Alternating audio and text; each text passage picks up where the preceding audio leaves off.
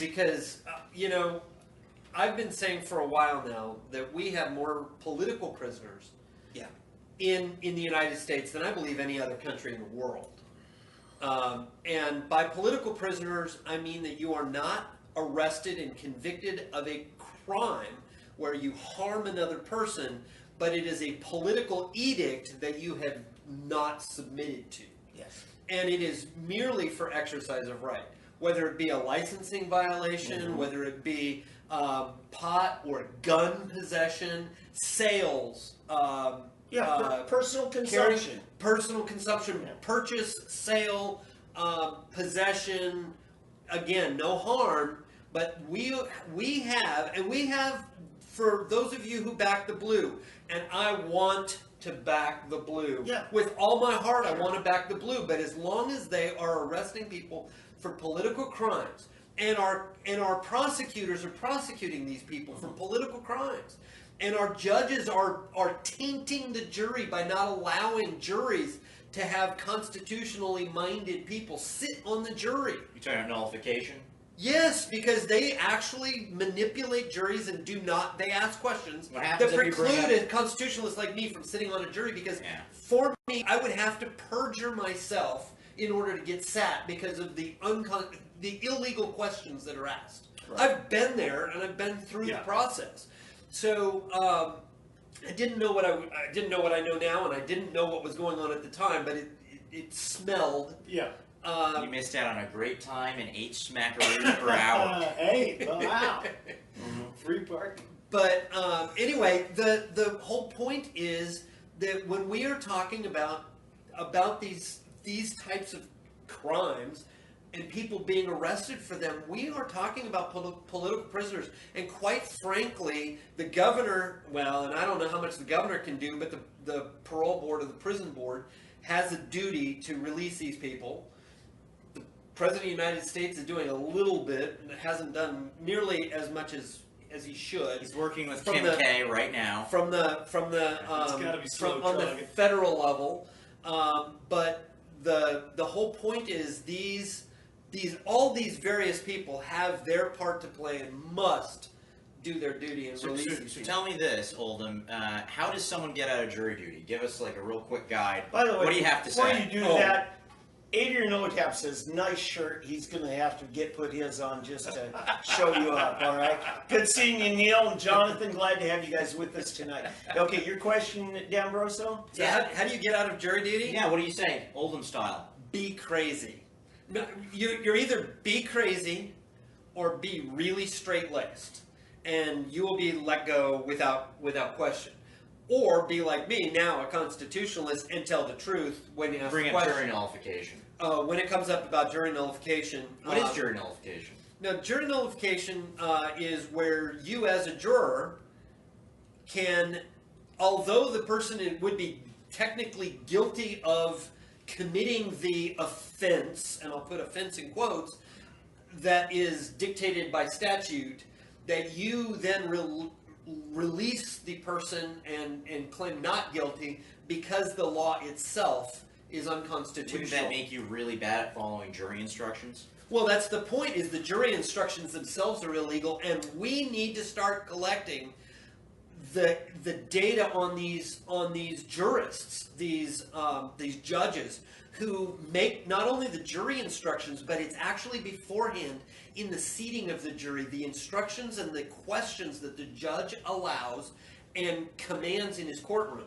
That's where the juries are tainted, and how you can get a jury convict somebody of an illegal crime. Because if nobody sat on the jury that's a constitutionalist, help me out. Maybe you've seen this. I think it was James Madison who wrote much of our Constitution. I believe it was him who said the most powerful part of our court system is the juror. Yes, by far. Has more power than anyone. Well, and this comes down to That's why you aren't allowed to hear about jury nullification, because then it would take power away from unelected officials and judges that legislate from the bench, and it would put it back into your hands. Yes. So you're not allowed to know about that because they have a power cabal.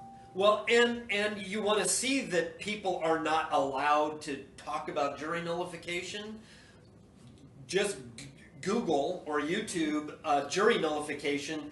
I think you can be removed if you hold out a sign that says Google jury nullification in front of it. Oh, my goodness! But the point is that people who are passing out little pamphlets to potential jurors on the way into jury duty are harassed and threatened with arrest and everything else by local police when it happens. Insurrection.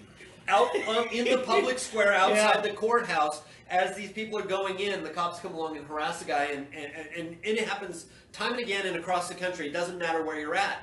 But the thing is that all politics, all civic duties and responsibilities are local, and there's nothing more local than we ourselves, and we individually have these. Let me ask, have any of you guys served on jury?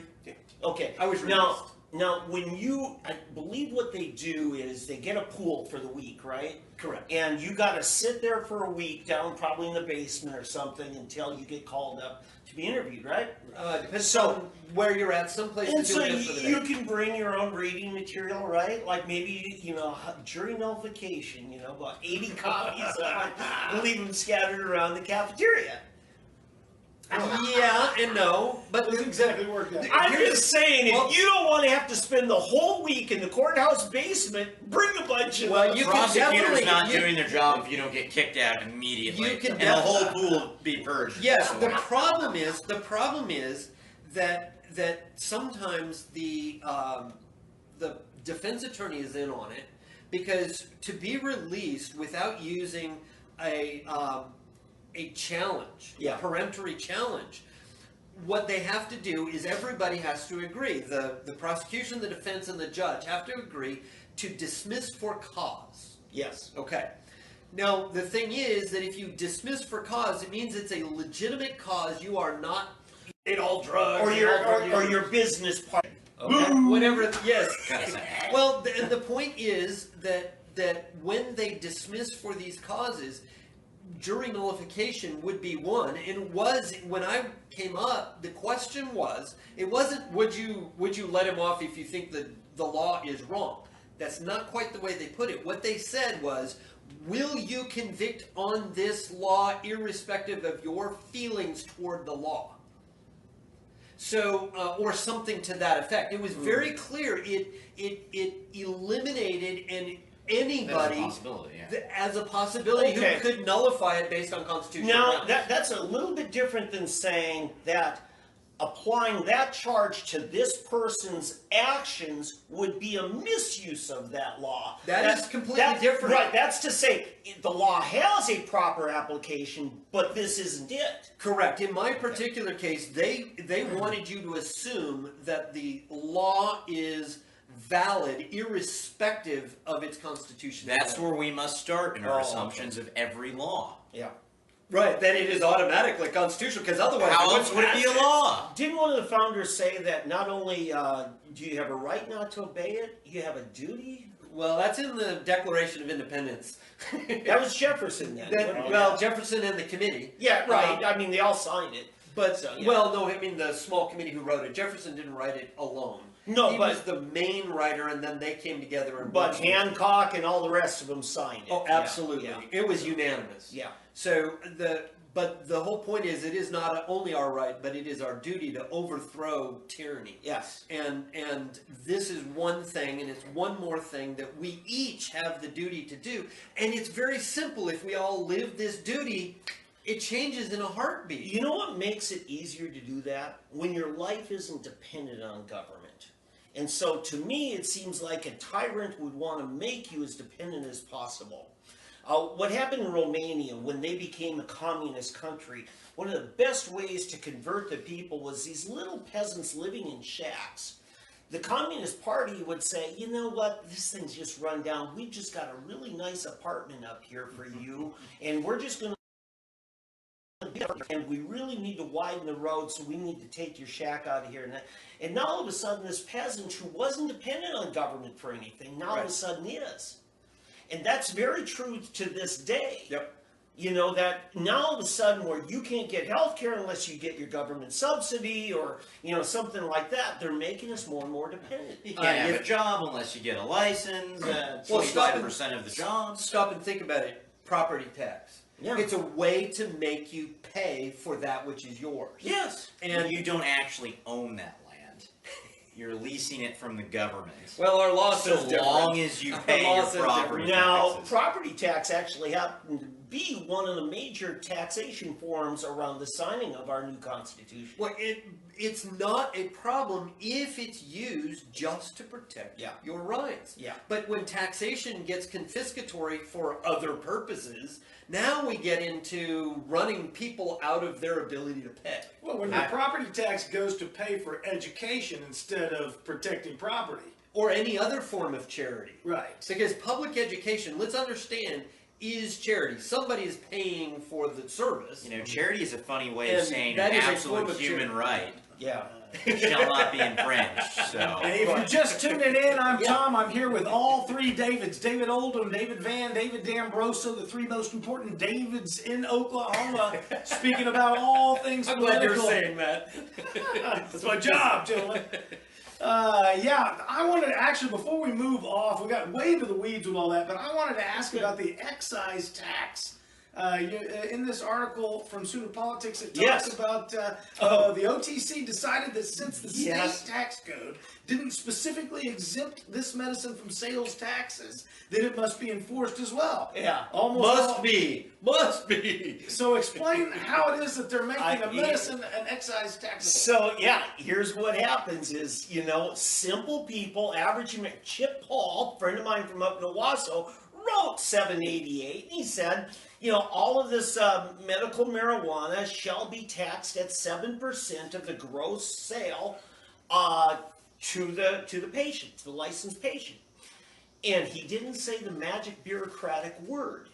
You have to say what kind of tax. And No. a kind of tax. What kind of tax? So, well, he didn't say whether it was sales tax or excise tax, so they divined with their Ouija boards or whatever that, he meant excise tax. And since we now know it's taxable, and unlike most everything else that has excise tax, the legislature specifically exempts it from sales tax. Like, for instance, automobiles. Used to be that when you bought a car, you could get a loan on that car, but then when you went to register it, they were charging you sales tax, and that could be a whopping chunk of money. Yeah. And people, they hurt the dealers because they say, people just can't come up with all this tax money in order to buy a car. So they got the legislature to flip it, instead of sales tax, have an excise tax. Here's the difference. Excise tax is included in the list price, like when you buy gasoline at the pump. It's got the tax included. That's an excise tax. Right. Gasoline, you're not charged a sales tax. are you for. saying that we're taxed more than once when we buy a vehicle? We are now. Just recently, they decided to do a little of both. Okay, so let's get back to this. So they say now you got to pay 7% excise tax plus all the state and local sales tax, which could be anywhere from 8.5%, 9.5%, 10%. Some cities, so you're looking at some have been 17 to 11%. 20%. What's wrong with that? It's like paying yourself because we are government. Anyway, wrong with so this Pay is yourself the, Best argument this is the against problem. self-government I've ever Chip heard. thinks you should. No, if you're, He's so magnanimous with your money. if you thought you voted for 7%, but you voters who voted for 70, you meant 17%. You just didn't know it. If you don't believe it, just ask the tax commission. They'll tell you. That's why it turned out. It's like that a way. mandatory investment program, and like Social guys, Security. I can't stop without saying this. Not a single legislator wrote a bill to repeal that. Not a one of you. Okay, I got it out of my system. That would be nice to see that change. It's an election year, hint, hint. So what else about medical marijuana? Anything else? It's been 1 year. We're None. finding out that not only can they not calculate for calamity, they can't calculate for boom either. Yeah, and look, I'm getting letters, I'm getting notes from people all the time. A guy who just said, man, I'm no longer walking with a cane. So I'm like, man, I got to go back to school. My PTSD's not nearly the problem it was, and I'm not having to take tranquilizers for it. Grandma with her arthritis, she's off of her opioids. People can Oh sleep. my goodness, the people that have, and listen, getting off opioids when you're addicted, Jeez. that takes several weeks. That's huge. To get through. That's a big deal. A lot of our you don't veterans. go off opioids cold turkey. That can kill you, you know? So there's just so many things happening. I talked to another guy who's, you know, on chemotherapy treatment and taking it just so he can keep his food down, so he can keep his energy, keep his weight. Right. You know, so there's just so many good stories. The thing is, right now, if we had that vote over again, it was 57%, it'd be pretty much 70%. I believe now that people are starting to hear from friends and neighbors, and they're not hearing the horror stories. They're not getting the fear that mongering. that the Chamber of Commerce, keep in mind, $1.3 million was raised to defeat it. Okay? By who? Yeah, it was Arvest Bank was one of the biggest ones. Chamber, let's see, some hospitals. I don't have all of them, but you Well, know, you would know better, David. Okay, and listen, the people I talked to who were part of it, they said pretty much they scratched together about $30,000 for the pro 7088 side. Imagine $30,000 up against 1.3 million, and they still 57%. Even if you have the will of the people yes. behind you, and I mean anyone that knows anyone with terminal cancer has had it. I mean they know that a lot of these drugs end up suppressing your appetite. When what do you need? Yeah. You need an appetite enhancer like cannabis. Yes. Whenever you have terminal cancer, if you're going to have any fighting chance. Yeah. And it was illegal Oh, until yeah. very recently for Yeah. terminal cancer patients. Think of the insanity of that. Giving them essentially synthesized heroin in its place. Well, and the babies who are seizing, 200 plus seizures a day, and they couldn't have cannabis or CBD or any of that. Thank you, Mary Fallon. Well, and once again, taking the choice, the freedom of choice away from the patient, the parents, the citizen. And they're creating the entire Well, do you want your bubble doctor theory. to decide or a bank, right? Do you want the Chamber of Commerce to decide what's best for your health or your doctor? Yeah. But, generally, I've said this earlier, this has been a good year for our legislature defending and advancing liberty. In fact, hey, Dean Davis, good to see you tonight. Dean was our top freshman in the House this year on defending liberties. I think he got like 9 out of 10 correct, But we've got, I do hope to see some more reforms in our next legislature. Yeah, I know it's election year. You're going to have, a lot of posturing going on. I just think after seeing that festival, they planned for 5,000 this Saturday, Sunday, and 20,000 showed up. They didn't know what to do with them. I mean, it's crazy. But anyway, that's my report on medical marijuana. Turned 1 year old today. That's excellent. And you can see when, like you said, when the will of the people is behind it, you don't have to serve them up, mandatory truancy laws to make them obey. They show up because they want to, unlike healthcare. liberty is enjoyable. It's not a bad thing. Let's talk about the gun